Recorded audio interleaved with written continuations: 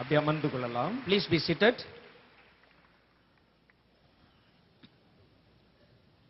நான் என்னுடைய செய்தியை துவங்குவதற்கு முன்பாக என்னை குறித்த சில வார்த்தைகளை நான் உங்களுக்கு சாட்சி அறிவித்துக் கொள்ள ஆசைப்படுகிறேன். Before I share the word of God with you, I want to share a little bit about my testimony. என்னுடைய செய்தி வெகு நீண்ட நேரம் கடந்து போக போவதில்லை. My message is not going to last very long. நீங்கள் அதை குறித்து பயப்படவும் தேவையில்லை. So you need not be afraid. ஏனென்றால் நீங்கள் எல்லாம் உங்களுடைய இரவு உணவை முடித்துவிட்டு அமர்ந்திருக்கிறீர்கள். Because you all have already taken your dinner. நாங்கள் எங்களுடைய உபவாசத்தோடு எங்களுடைய செய்தியை சொல்லிக் கொண்டிருக்கிறோம். But I am coming here fasting and praying to preach to you. உங்களை விட வெகு வேகமாய் வீட்டுக்கு போக வேண்டும் என்கிற ஆவல் எங்களுக்கு தான் உண்டு. So I have greater desire to finish quickly and go back home to have my food. ஆகவே அதிக நேரம் ஆகாது. நீங்கள் கவலைப்படாமல் கர்த்தருடைய வசனத்தை So it கவனிக்கலாம். will not last longer. Please listen attentively. என்னுடைய வாழ்க்கையின் துவக்க காலத்தில் நான் ஒரு இந்திய தேசத்தில் உள்ள எங்கள் தமிழ்நாட்டில் ஒரு சின்ன பகுதியை சேர்ந்தவன். I was born in a small village in the southern part of India in a state called Tamil Nadu. நான் என்னுடைய சிறு வயதிலே என்னுடைய தாயாரை இழந்தவன்.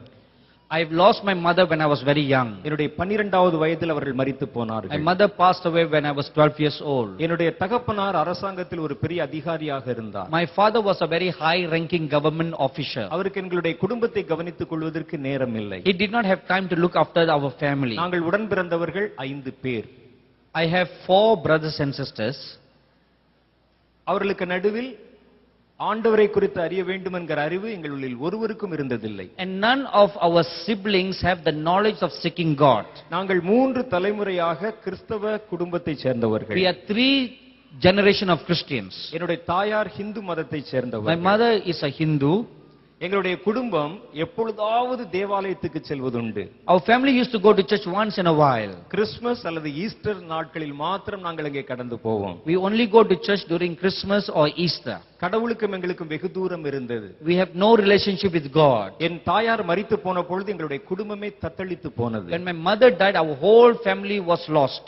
என்னுடைய தகப்பனார் எப்பொழுதும் தன்னுடைய வேலையில் தான் கண்ணும் கருத்துமாக My இருப்பார். father was more interested only in his career. நாங்கள் அவரை ஒரு மாதத்திற்கு 2 முறை சந்தித்தாலே பெரிய காரியம். We only used to see him at least only twice a month. இந்த நிலையில் என்னுடைய வாழ்க்கை திசை மாற ஆரம்பித்தது. During this period, my life used to go apart in different ways. நான் கல்லூரியில் படிக்கிற வரைக்கும் நல்லவனாக இருந்தேன். Till the time I entered into college, I was a good boy. நான் கல்லூரிக்கு போன புதிதில் என்னோடு கூட கெட்ட நண்பர்கள் சேர்ந்து And when கொண்டார்கள். I entered into college, many evil friends associated with me. என்னை வீட்டில் கண்டிப்பதற்கு ஆள் இல்லை. There was no one to discipline me at home. என் கைகளில் நான் நிறைய பணம் வைத்திருப்பேன். I used to have a lot of money in my hand. நான் ஒரு உருவப்பட ஓவியனாக என்னுடைய வாழ்க்கை நான் துவக்கினேன்.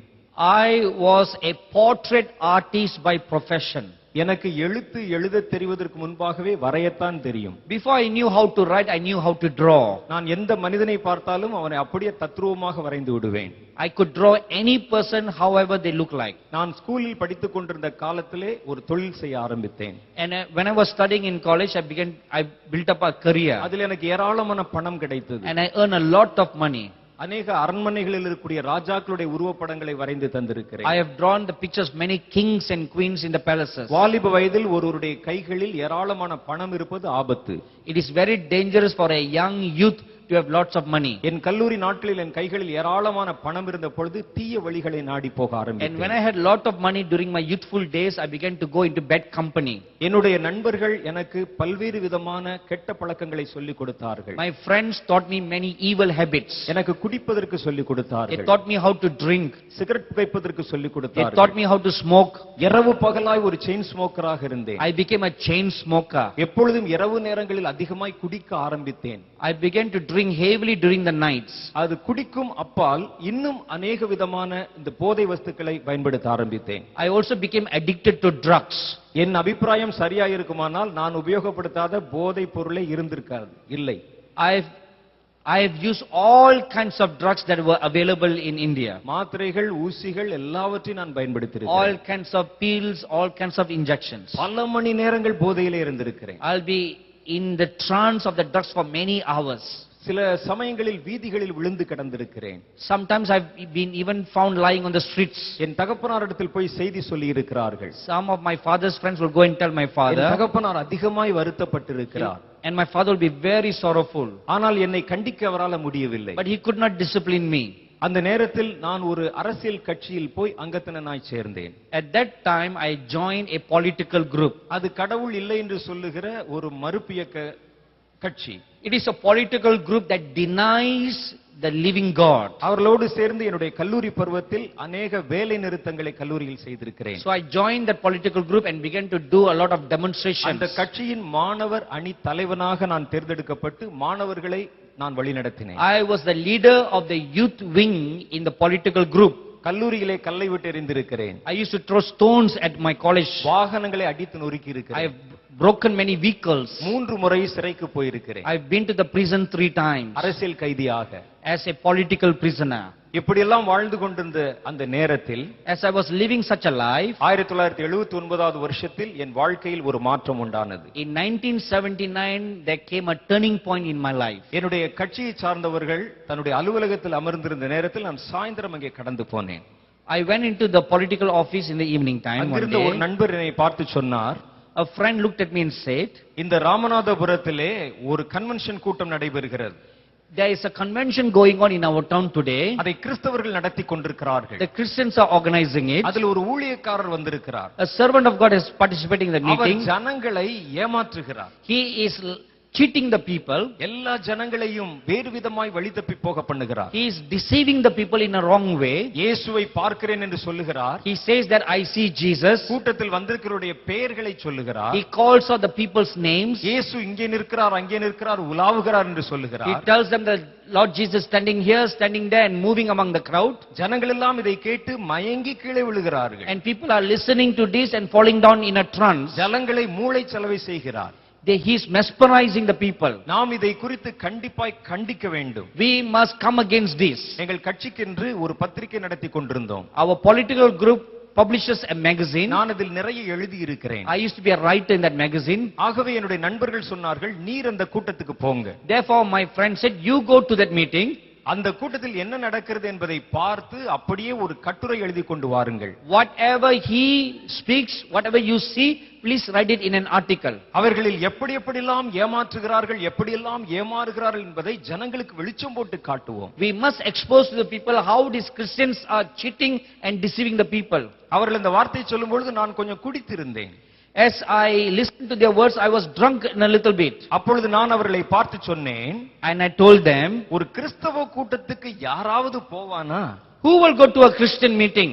ரொம்ப போர் அடிக்கும் அது. It will be a very boring meeting. அவர்கள் பாடுகிற பாட்டும் போர் அடிக்கும். Yeah, the songs they sing are boring. அவர்கள் பேசுவது என்னவென்று யாருக்குமே விளங்காது. No one understands what they really speak. நான் எப்படி அங்கே போய் 3 மணி நேரம் உட்கார்ந்திருப்பேன் என்று How சொன்னேன். can I sit in a meeting for 3 hours, I said. அப்பொழுது அவர்கள் சொன்னார்கள், நீங்க தான் அதற்கு சரியான ஆள்.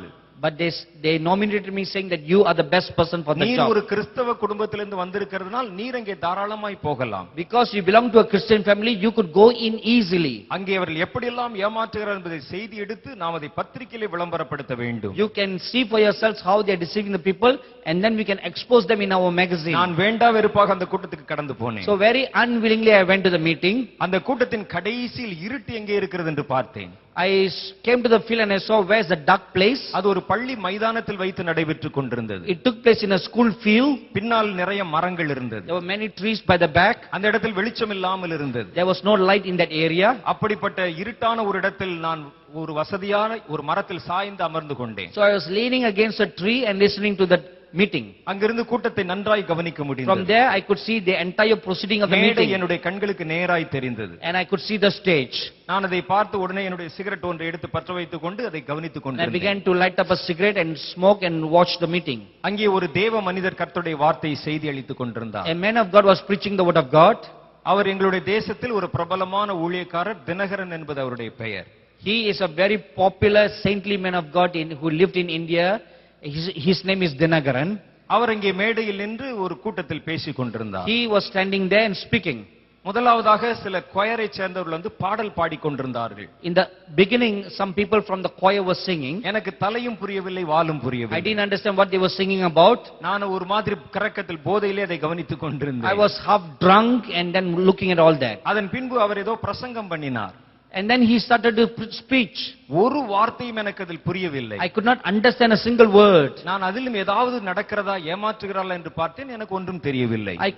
I was trying to see whether he was deceiving the people in any way.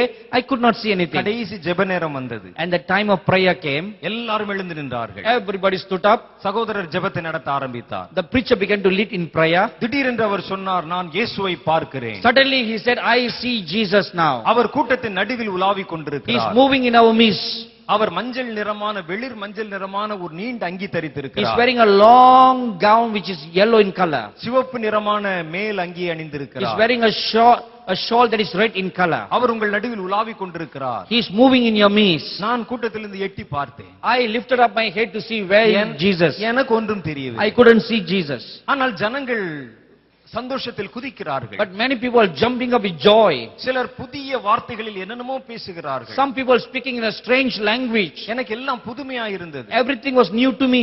இயேசு வலது பக்கத்தில் நடக்கிறார் என்கிறார். They said Jesus walking on the right side. நான் வலது பக்கம் பார்த்தேன். I turned to the right side. ஒன்றும் தெரியவில்லை. I couldn't see anything. இயேசு இடது பக்கம் நடக்கிறார் He said என்றார். Jesus walking the left side. நான் இடது பக்கம் பார்த்தேன். I turned to the left side. ஒன்றும் I தெரியவில்லை. couldn't see anything. வானத்திலிருந்து தூதர்கள் வருகிறார்கள் என்றார். He said angels are coming down from the sky. நான் வானத்தை பார்த்தேன். I looked up to the sky. நட்சத்திரம் கூட தெரியவில்லை. I couldn't even see the stars. இந்த மனிதர் இத்தனை பேருக்கு நடுவில் இவ்வளவு பேரை ஏமாற்றுகிறார் என்று நான் ஆச்சரியப்பட்டேன். I thought in my heart, how could this man boldly deceive these people? திடீரென்று அவர் சொன்னார், மேரி, யார் அந்த மேரி? Suddenly he said, who is this Mary? கர்த்தர் உன்னை தொடுகிறார். Jesus is touching you. நான் என் மனதில் நினைத்தேன், I thought in my heart, ஒரு கிறிஸ்தவ கூட்டத்தில் கண்டிப்பாய் ஒரு 50 மேரியாவது இருப்பார்கள். in a Christian meeting, definitely there will be at least 50 people by the name Mary. இவர் மேரி என்று பெயரை சொல்லி அழைக்கிறார். யாரை அழைக்கிறார் என்று கேட்டேன். He is calling a woman called Mary, but who is he calling? அவர் செய்வது எல்லாவற்றையும் ஒரு புத்தகத்தில், ஒரு சின்ன குறிப்பு நோட்டில் நான் எழுதி கொண்டேன். I was writing all these things in a notebook. ஜனங்களை எப்படியெல்லாம் இந்த கிறிஸ்தவ ஊழியக்காரர்கள், போதகர்கள் ஏமாற்றுகிறார்கள் என்று. I was writing down in my notebook how these Christians are deceiving the people. 1, 2, 3 என்று நம்பர் போட்டு எழுதி கொண்டு வருகிறேன். 1, 2, 3, 4. I was numbering them one by one. திடீரென்று அந்த ஊழியக்காரர் தன்னுடைய சத்தத்தை நிறுத்தினார். Suddenly the preacher became quiet. அவர் ஒரு வார்த்தை சொன்னார். Then he said a word. ஒரு வாலிப தம்பி இந்த கூட்டத்திற்கு வந்திருக்கிறார். There is a young youth who has come to this meeting. நீ உன்னுடைய நண்பர்களால் கர்த்தருடைய ஆவியை சோதித்து பார்க்கும்படிக்காக அனுப்பப்பட்டிருக்கிறாய். You have been sent here by your friends to test the Spirit of God. நீ உன்னுடைய சின்ன ஒரு நோட்டு புத்தகத்தில் உன்னுடைய கையில் வைத்து சில குறிப்புகளை எழுதி கொண்டிருக்கிறாய். You have a notebook in your hand. You are writing down some notes. தம்பி, நான் உனக்கு சொல்வதை அந்த நோட்டில் எழுதிக்கொள். Oh young man, write down what I'm saying in that notebook. அந்த கூட்டத்தில் ஏறத்தாழ 10,000க்கும் அதிகமான பேர் இருக்கிறாங்க. There were more than 10,000 people in the meeting. அவரால் என்னை பார்ப்பதற்கு வாய்ப்பே இல்லை. It is impossible for him to see where I was standing. அவர் சொல்லுகிறார், தம்பி உன்னுடைய நோட்டு புத்தகத்தில் எழுதிக்கொள். He said, young man, write this in your notebook. எந்த வாயால் நீ இயேசு இல்லை என்று சொன்னாயோ, With what mouth you said that Jesus doesn't exist, அதே வாயால் நீ இயேசு இருக்கிறார் என்று ஊர் ஊராய் சொல்லப் போகிறாய். with that same mouth you're going to go around from village to village, city to city to preach Jesus. சாதாரணமாய் அல்ல, ஆதாரபூர்வமாய் சொல்லப் போகிறாய். Not just ordinary preaching, but signs and wonders preaching. கர்த்தர் உன்னை தனக்கென்று தேர்ந்தெடுத்துக் கொள்ளப் போகிறார் என்று சொன்னார். The Lord is going to call you and choose you, he said. அவர் என்னைத்தான் சொல்லுகிறார் என்று எனக்கு அப்பொழுதும் புரியவில்லை. At that time I did not know really clearly that he was talking about me. என்னை போல வேற யாராவது ஒரு தம்பி நோட்டு புத்தகத்தில் எழுதி கொண்டிருப்பாரோ என்று கூட நினைத்தேன் நான். I thought maybe there was somebody who was like me writing in a notebook. ஆனால் என் மனம் லேசாய் அசைய ஆரம்பித்தது. But something began to change in my heart. இதில் ஏதோ ஒன்று இருக்கிறது என்று நினைத்தேன். I thought to myself, there's some kind of power here. நாம் இவர்களை தொந்தரவு செய்யக்கூடாது என்று நினைத்தேன். We must not disturb these people. என்னுடைய கட்சி அலுவலகத்துக்கு கடந்து போனேன். I went to my political office. அங்க இருக்கிற என்னுடைய நண்பர்களை பார்த்து நான் சொன்னேன், I looked at my friends and said, கிறிஸ்தவர்கள் அவர்கள் தங்கள் பாட்டிற்கு ஏதாவது செய்து கொண்டு போகட்டும். let the Christians do whatever they like to do. நமக்கு புரியாத விஷயத்தில் நாம் தலையிட வேண்டாம். Let us not interfere in the things that we don't understand. அதில் ஏதோ ஒன்று இருக்கிறது என்று சொன்னேன். There's something there, I said. என்னுடைய நண்பர்கள் சிரித்தார்கள். My friends laughed at me. நீரும் கிறிஸ்தவராகி விட்டீரோ என்று கேட்டார்கள். They mocked at me saying, you have already repented and become a Christian. நான் சொன்னேன், கடவுளே வந்தாலும் அது நடக்காது. I told them, I challenged them, even if God comes down, I will never become a நான் Christian. கடைசி வரைக்கும் கம்யூனிஸ்டாய் தான் இருப்பேன் Till the end, I will be a communist. என்று சொல்லி நான் என் வீட்டிற்கு கடந்து And போனேன். then I went home. மறுநாள் காலை 5 மணி The next morning at 5, நான் எழுந்த பொழுது when I got up, யாரோ என்னோடு கூட பேசுவதை போல உணர்ந்தேன். I could feel that someone is talking to me. அது என்னை தொந்தரவு செய்ய ஆரம்பித்தது It போல began to இருந்தது. disturb me. ஆகவே என்னால் உறங்க முடியவில்லை. நான் எழுந்து விட்டேன். I could not sleep and I got up. எனக்குள் இருந்து எண்ணங்களாய் தோன்ற ஆரம்பித்தது. Some kind of thoughts began to trouble me.